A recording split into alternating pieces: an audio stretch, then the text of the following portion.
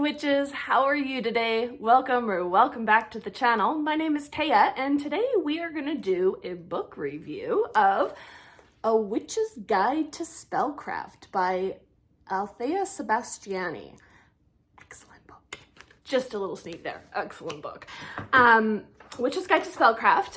It was self-published in 2018, revised in 2020, and again, there's been a new publication in July of 2021, so I'm not sure what's changed. I have the 2020 version. I think it's probably pretty much the same. So I just really feel like A Witch's Guide to Spellcraft fills a niche in the witch book market. It's like straightforward spell casting, but it's a lot of theory.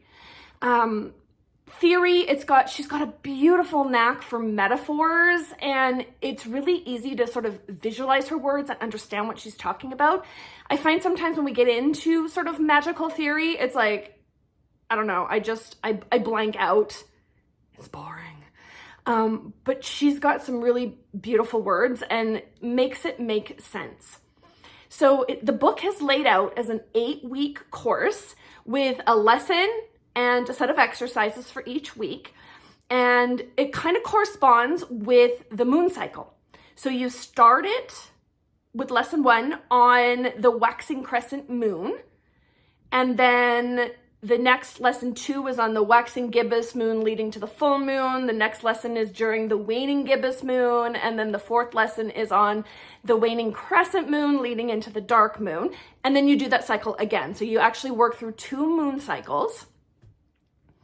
It's really interesting. So at the beginning in the introduction, she has you make a list of potential spells that you could do, or areas in your life that might need a little bit of spell work to help them out. And you're going to work with that each week as you go through the exercises. And then she's an ongoing project that you start at the beginning to journal through the moon cycle. So you kind of can go back then and correlate, I don't know, like your moods, your psychology, or sometimes to the actual moon cycle. So I think that those 2 are really excellent. I love that the exercises then are based on what you want to do spell work on. There are a couple of set spells, but for the most part, it's like you figure out what you want to do. So I'm going to go through sort of quickly just the chapters and the exercises over the 8 weeks. So we start with the introduction. That's got the prerequisite homework of making the list of sort of spell areas. And then we get into lesson 1. So spells, magic, and witchcraft. And you have exercises on feeling energy, moving energy, and using energy. Pretty straightforward, basic stuff, right? And then exercise 4 is revisiting your list. So you go back to that list of potential spell areas and focus in on one of those areas, and you make a little like a charm or a talisman to sort of help you out. Lesson 2, which would then happen at the waxing gibbous moon leading into the full moon, is called Going with the Flow. And you have exercises on tightening the focus of your spell areas, choosing one goal from your list to work toward, and identifying smaller goals necessary to achieve that goal. So again, she's not telling you what to do, but she's telling you how to do it. Exercise 2 is silvered water, which isn't quite moon water, guys. It's a little, like, I love her approach. It's a little bit more hands-on than just throw a container of water out and let the moon touch it. So you make this full moon silvered water that you will use in future exercises. And then exercise 3, recharging your charm from week 1 that you made. And then exercise 4 is putting it into practice and doing a candle spell for one of your larger goals. Lesson 3, so week 3, is throw out your correspondences lists. Yes. Then she has an exercise on enforcing boundaries. So you're going to craft a ward, getting your hands dirty. You're going to bake a puppet. And exercise 3 is cleaning up after yourself. So properly disposing of your spell remnants, which was one of the topics from throwing out your correspondence list. There was actually a little bit in there about what to do with spell remnants. Lesson 4, harnessing power through ritual. So creating altered space. And I love this chapter because she talks about not just casting a circle, but she also compares it to throwing a compass. So it's a little bit more inclusive. I find very often books are very, I'm going to say like Wiccan focused when it comes to technique, and hers is not. She's very tradcraft friendly, this book. And I love that she brings in a compass versus a circle, and how are they the same and how do they differ, and what would you use one for versus the other. So creating altered space, and then making a witch bottle. So within that altered space, you're going to make a witch bottle, which is really cool. It's like old school, like rusty nails peeing in a jar, down and dirty witchcraft.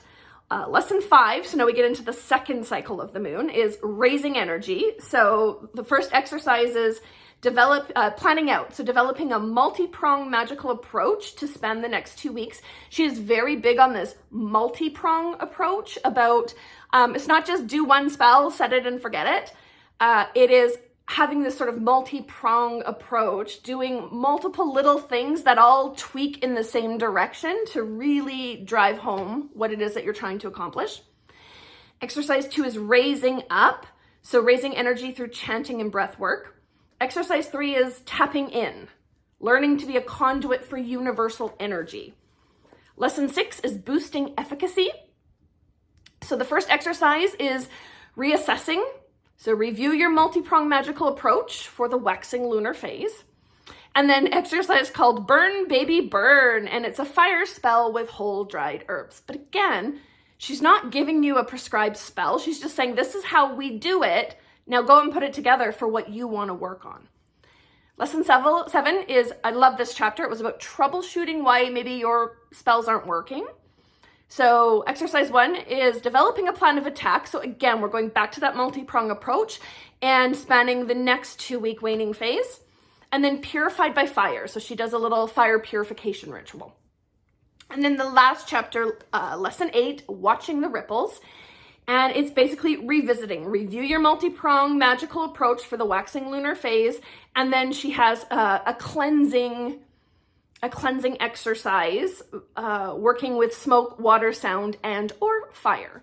Kind of gives you a bunch of different ways to go about it. So excellent book. Very, very thorough.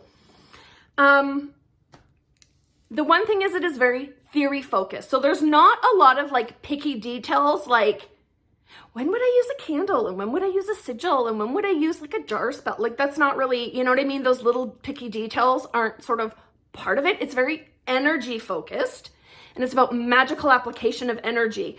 She has an excellent metaphor about dropping rocks into a pond and watching those ripples go. And she talks about you can drop in like one big boulder and just whoosh, do like a big tsunami, or you can do smaller rocks and just keep dropping them at the right time, and the waves start building one upon the other until they eventually reach your target on the other side of the pond. To me, this book reminds me about learning to bake. Sort of anybody can pick up a basic, banana bread recipe and make it. And it worked or it didn't work. And then you take a different one and you try that one and it worked or it didn't work until you eventually find one that works well for you. Versus if you've learned the theory of baking, you can look at that recipe right away and say, okay, you know what? I'm at this altitude, so I need to add more baking soda. And yeah, you know what? My specific oven tends to run cold. So I'm going to need to bake it this little bit much longer or at this different temperature. And you can actually work with the theory behind baking to make an effective recipe right off the start. Kind of like that, but with spell work. So one thing is I found I didn't learn anything new.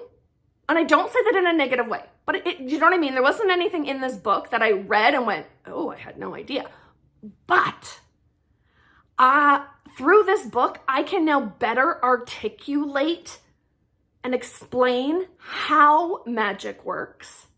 And it really made me dig deep and examine why I believe some of what I do. There was a couple of places where I was almost like, I want to say triggered, like not in a trauma way, but in a like, what is she talking about? And I had to sit down and go, okay, why am I having this like reaction to what she's saying? And I'm like, well, it's kind of either it's running contrary to, or it doesn't quite jive up with the way I've imagined things to work. And I had to really sit down and go, but why do I think that? Why do I think magic works that way? Like, do I actually have a reference or a source from that? Or is that just something that I've kind of cobbled together in my brain? And then I've gone like, okay, either, yeah, you know what? I see what she's saying and I see how these two ideas, like my way and her way, kind of merge together. Or maybe they don't. And I go, okay, but now I understand better why I think the thing I do. It made me really have to dig deep and sort of defend my own sort of beliefs and processes. So I really, really enjoyed this book. I would definitely recommend it for new practitioners, right? If you're just starting out and you want to learn, not just like, how do I do a candle spell? But like, you want to learn like why, like how does magic work? This is the book. And I think more experienced practitioners, like myself, can really, there's a lot to take from it. Like I said, it really, really made me at some points dig deep and really have to flesh out why it is that I think what I do. And when you're reading this book, I cannot stress it enough, work through it. Do the exercises. I mean, it's themed throughout that witches do, right? We're not armchair witches. We're not just reading. Witchcraft isn't meant to be easy. It isn't meant to be comfortable, but witches do the work anyways. And she gives you really tangible ways over 8 weeks to do magic through Spellcraft. When I created my own Witchcraft 101 course, I do have like a Spellcraft 101 course that I teach. This is the book that I relied on the most. I've recently reread it as part of a book club, which is why I'm doing this. Like, I really dive deep and really studied it week to week. But having just read through it before, this is the book I went to for a lot of my like Spellcraft 101 stuff, especially when it comes to, again, theory. And really, I just feel like it's different from anything else out there. I find a lot of these like Spellcraft books are really just, here's a list of a whole bunch of different spells you can do. I don't want somebody to give me the spells. I want to understand how to put them together, how to make them effective, how to troubleshoot them when they're not working. So this is definitely the book, A Witch's Guide to Spellcraft by Althaea Sebastiani. So have you read it? I would love to know what you thought. Drop us a comment. Or if you have what you think is a really good like Spellcraft book, let us know what you think it is. To me, this is sort of the definitive, this is the guide, especially if you're into traditional witchcraft and you're looking for more tradcraft friendly books. This is definitely one of them. So that is our video for today. Yeah, let us know what you think in the comments and we'll catch you in the next one. Thanks so much, guys.